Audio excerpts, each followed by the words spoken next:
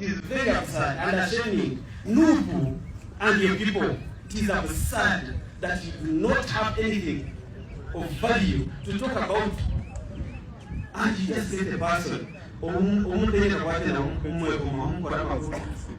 who has been sick for 2 years.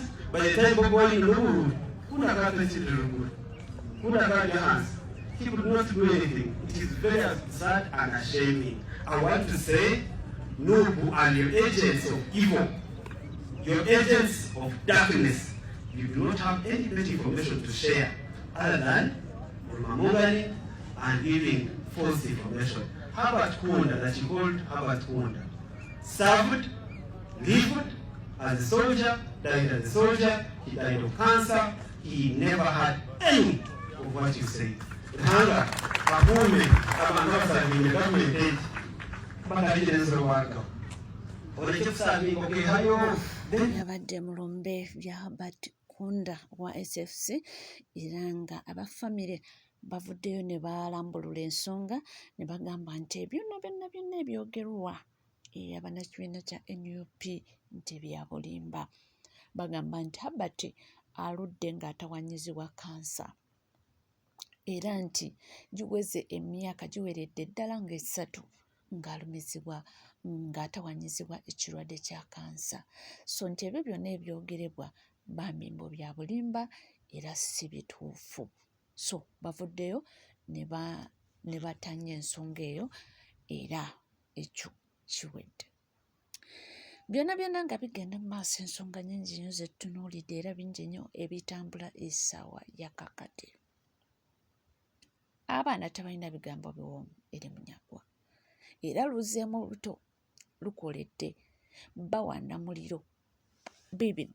Munyagwa alina ebigambo by'ayogera era alina ebigambo byazze ng'ayogera ku pulezidenti w'ekibiina kya NUP ne we yakyali ng'akyali wano nga yeekukumye era ne we yafulumye eggwanga.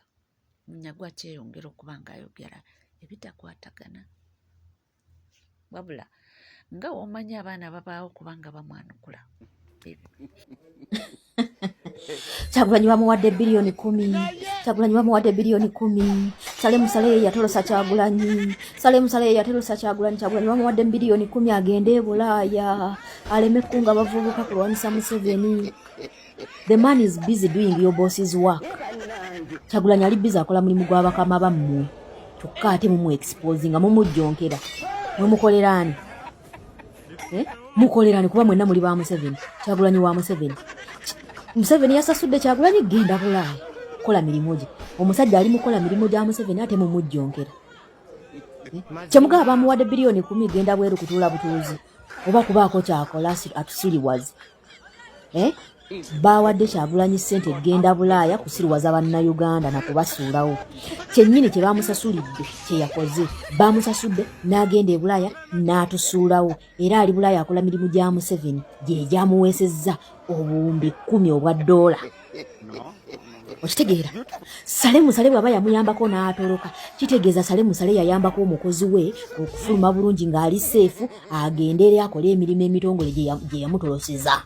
And you are here mumujjonkera mutusumbuwa mutuyikirako endusu. Gashumba ndi Munyagwa. Why are you exposing your fellow workmate? Lwaki mu exposing Kyagulanyi? Lwaki mu exposing ababoosi bammwe? Lwaki mu exposing ababoosi bammwe? Nti be bawadde Kyagulanyi ssente be bamutolosezza. Kyemugamba mwe temwagala Kyagulanyi akola emirimu gy'akola. Kyemugamba mwe temwagala gavumenti yamwebeereko. Museveni bwaba yamuwadde ssente just akola emirimu emirungi gavumenti yeebereko. So why are you talking about him? Lwaki mumwogerako? Why are you care? Lwaki mufaayo? Lwaki mumujjonkera? Nga he is your fellow workmate. Mukola naye. Okitegeera? Mwenna mukolera regime.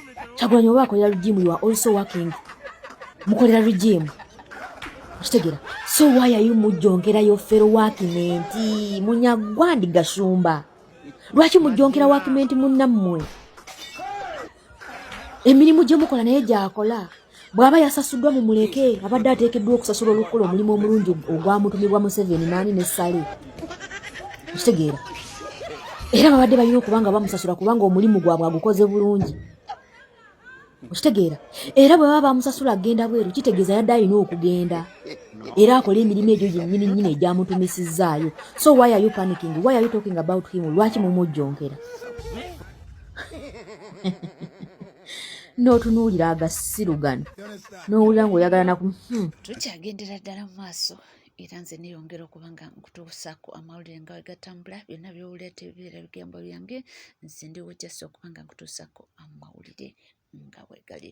N'omulala wuno yeyongedde okuba nga ate ayongera ku nsonga ey'omunyagwa era naye ayongera okulambulula lwaki munyagwa asimbye nnyo essira Kyagulanyi this, Kyagulanyi that. Kimu bibiri Kyagulanyi this, Kyagulanyi that.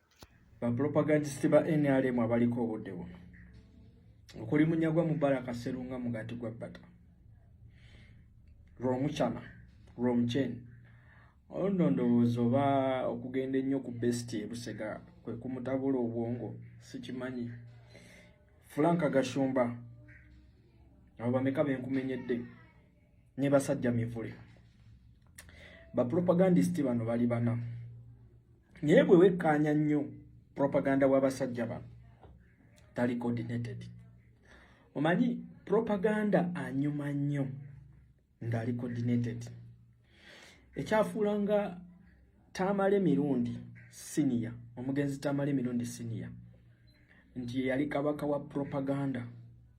Ne propaganda wa Tamale Mirundi senior yali coordinated ngate kizibu nnyo okwawukana ku nsonga gye yayogeddeko ejjo gy'anaayogerako mu maaso ne gy'ayogeddeko leero.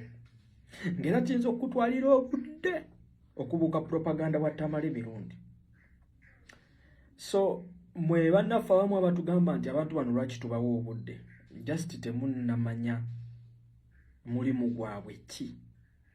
Gwe weebuuze lwaki General Museveni yanditadde ssente nnyingi nnyo mu basajja bano.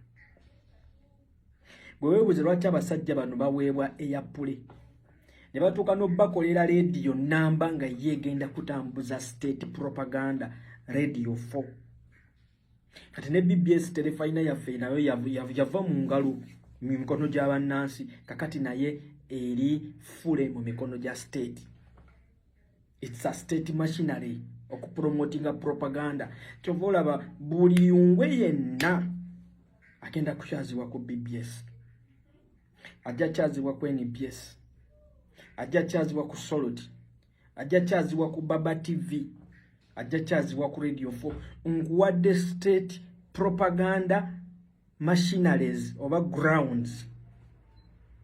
Kati abantu bano bwe tubasiriikirira ne tutabaddamu, tulina bannayuganda bali vulnerable. Ate basuubira abantu bano nti bagezi. Ndi kati strategy yakyuka, kizibu nnyo okujja omuntu mu gavumenti gwe bamanyi nti ddala awagira gavumenti ne bamuleeta akutire gavumenti akadingidi. Bagenda kufuna bano abeefuula nti b'opposition, kubanga ojja bba waamu second thought oba bawe benefit of doubt okamina yona aliko opposition. Kyovula Franka Gashumba mu propaganda ye gwatambuza amaliriza asiseye erinnya Dr. KB. Ono Munyagwa Mubaraka amaliriza asiseye erinnya Dr. KB. Bw'otunulira basajja mivule musajja yali akulaga nti opposition nnyo kati bwajja n'atula n'akuwa propaganda. Buli najja n'agamba nti Bobi Wine bamuwadde $1,000,000. $1,000,000. Omulala najja n'akugamba nti Bobi Wine alina omukadde w'ekkanisa eggulu. General Museveni yakubira omukadde w'ekkanisa eggulu n'agamba laba engeri yonna gy'osobola okuggyawo omwana oyo aleme kuntataganya kulayira. Oli n'atuuka ne ku extent ekugamba nti aba immigration bonna ku kisaawe ky'Entebbe baabagyewo.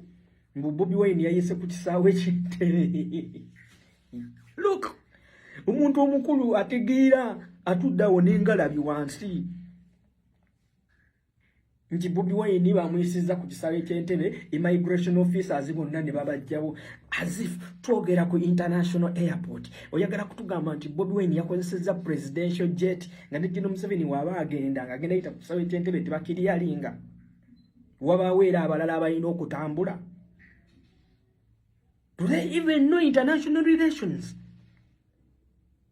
Gwekyogamba omuntu oba taliko kibaluwa kya Interpol ng'avudde wano e Uganda n'ayita e Rwanda, Rwanda emala gamukwata ng'alinnye ku ttaka ly'e Rwanda. Just babawugulaza olw'okuba bano abasajja baasobola okugenda e Kenya ne bajjayo Dr. Kebbi mu bumenyi bw'amateeka. Bakulaga nti it's okay nti omuntu ne waba adduse wano n'agenda Nairobi bano abasajja balina capacity mpiikingayo emujjayo. Waliwo ekirina okugoberera zituyita international laws. You know, njagala okuchallenginga Munyagwa Mubaraka Sserunga Mugaati gwa Bata. Before nga tonnayogera nonsense woyo yenna, njagala onnyonnyole bannayuganda essente ze wakozesa mu kampeyini zaavaawa. Era lwaki erinnya Salimu Sale, Jeno Salimu Sale akandanaho tolyogera mu kamwa omuyita mukadde w'ekkanisa? Kiki ekikutiisa okwogera erinnya Salimu Sale mu kamwa? Munyagwa Mubaraka Sserunga Mugaati gwa Bata, I challenge you okoleyo press conference ng'otudde ne secretary w'ekibiina kye ekyolusaniya General Bijirwa Moses.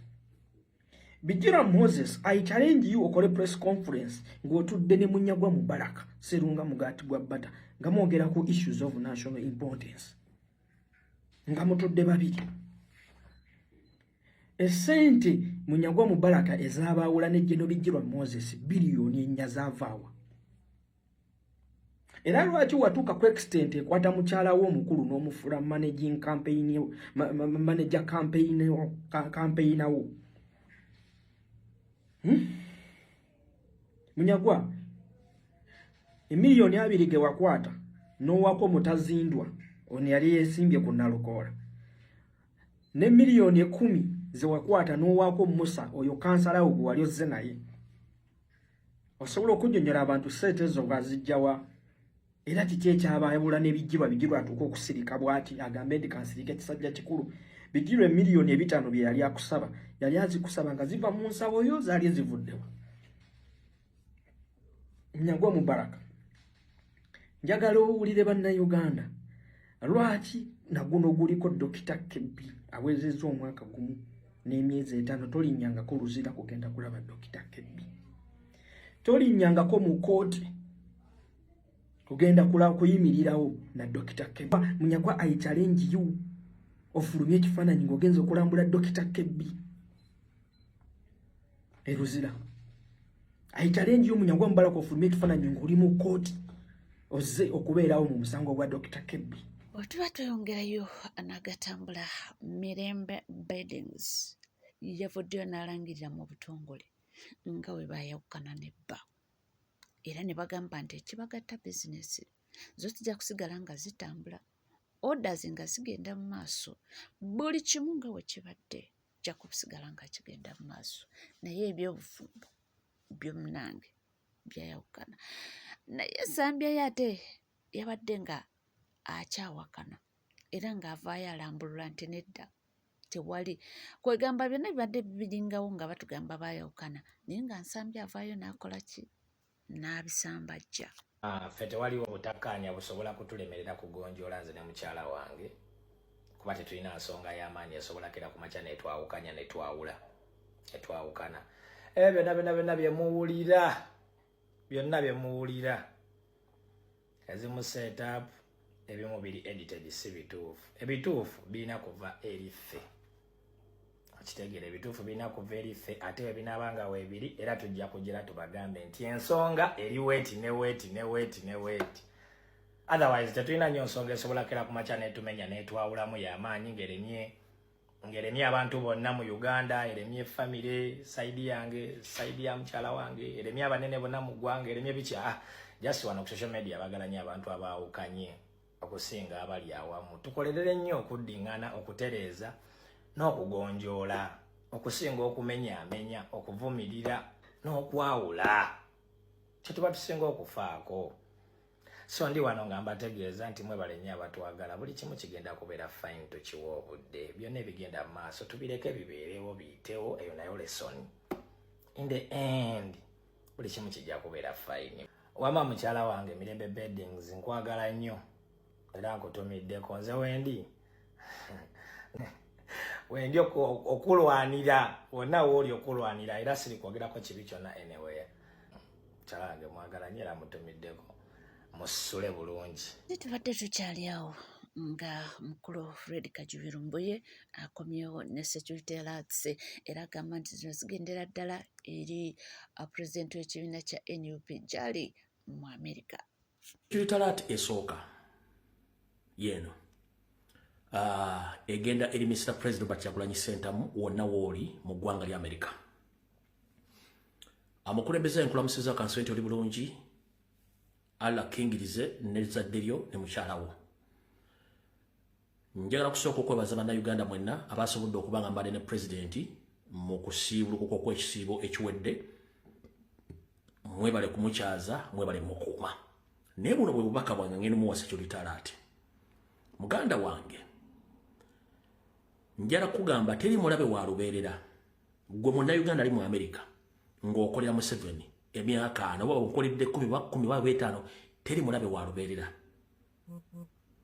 Tekina kye kigenda kugasa kwetaba mu lukwe oba oli mbega oba oli agent, lugenda kuloonya kuwunyiriza kwagala kusaanya obulamu bwa Robert Kyagulanyi Ssentamu guli mu America. Kubanga gwokolerera ng'okimanyi nti si munnansi, ensi ya banzibe, ng'okimanyi nawe wandiyagadde okubeera mu nsi erimu amateeka n'ebiragiro. Ngenda kusaba teri mulabe wa lubeerera. Ffenna twetaaga Uganda nga ya mirembe, era twetaaga Uganda ng'egondera amateeka. Oyo yekka y'essuubire tulina mu kwata empola. Gwe wenna newankubadde okulya Museveni bw'akubuuza ebikwatako Kyagulanyi gy'ali, gye yalidde, gye yasuze na buli kimu kyakola, nkusaba ku lwa Allah, ku lwa Katonda, leka kigamba Museveni oba leka kigamba agent bali mu America, muleke Kyagulanyi abeere. Katonda agenda musalirawo kikyagenda okukola mu bulamu bwe, so si gwe kwetaba mu kikolwa kyakuseddekera musajja oyo, kubanga basinga obungi temumanyi, ate obutamanya tebukugisaako musango. Bwe bati abasajja abeetaba mu kutta Nabbi Isa bagenda okumanya nti omuntu gwe basse mwana wa Katonda wattu ng'obudde bumaze obbakendeerako, era ye kennyini gwe batta yabagamba nti kitange baleke bye bakoze tebabimanyi, mbasiza mu mikono gyo, gw'oli balamula nayenze ku lwange mbasonyiye. Kale gwe mbega Museveni ali mu America, naawe yategedde nti Kyagulanyi yazze, ngenda kusaba obukulembeze bukyuka. Ate abasi abali mu kutta abantu abasinga obungi tebaba bannansi, babeera bagwira. Genda onoonyereza ebyafaayo. Abasajja abadde abakambwe ennyo mu nsi, history asoma tebabadde bannansi ba nsi ezo. Abasajja batigumbudde abantu mu nsi, history asoma tebabadde bannansi baze ensi. Genda onoonyereze ku kijambi ya Hitler, teyali musajja mu German. Genda onoonyereze ku bakijambi abasinga obungi tebabadde bannansi beze ensi. Ne Museveni kennyini si munnansi. Lwaki akukozesa oli omu munnansi munno olukwe? Muganda ngenda kusaba, kozesa obwongo bwo n'omutima gwo ku lw'eggwanga lyo. Osobola okubeera mbega ng'olina obulabe osobola okutuusa ku Kyagulanyi, wabula tuula omanye nti by'okola byonna bijja kubalibwako mu kwonoona kw'egganga eryo n'okulisaanyaawo, kubanga omuntu gwe tubaddemu n'essuubi mumutambulirako ekintu ekikyamu. Ffe tubaawo okubanga tubatuusaako amawulire, byonna by'owulira bibala si bigambo byaffe, era si ffe ababa babireese, naye ffe tuliwo okutambuza obutambi buno batuukeko, butuukire ddala ku oyo gye kikwatako, era tubaawo munnange kubanga tugasheyalinga wonna bituukire ddala ku oyo gye baba baagala bituuke. Bingi nnyo ebitambula, bingi nnyo ebigenda mu maaso. Olunaku lwa Monday, ennaku z'omwezi 23 mwezi gwa kusatu mwaka 2026, nga twakava mu kalulu era nga twakava mu kulonda, ebbanga terinayitawo lingi. Bingi nnyo ebigenda mu maaso, bingi nnyo byetutunulidde, naye nga ffe tubaawo byonna okubanga tubatuusaako mu bujjuvu byawe. Webale kubanga weekuumidde ku NCK TV. tuweerabira kubanga osubscribinga, ringinga that notification bell, sharinga, likinga, ebisigadde butereeva amawulire tujja kubanga tugakwera, tujja kubanga tugakutuusaako mu bujjuvu tuzikkalira nywera buli kiweetaaga okubanga omumanya wano wokka tujja kubanga tukikutuusaako. Sigala naffe tovaawo.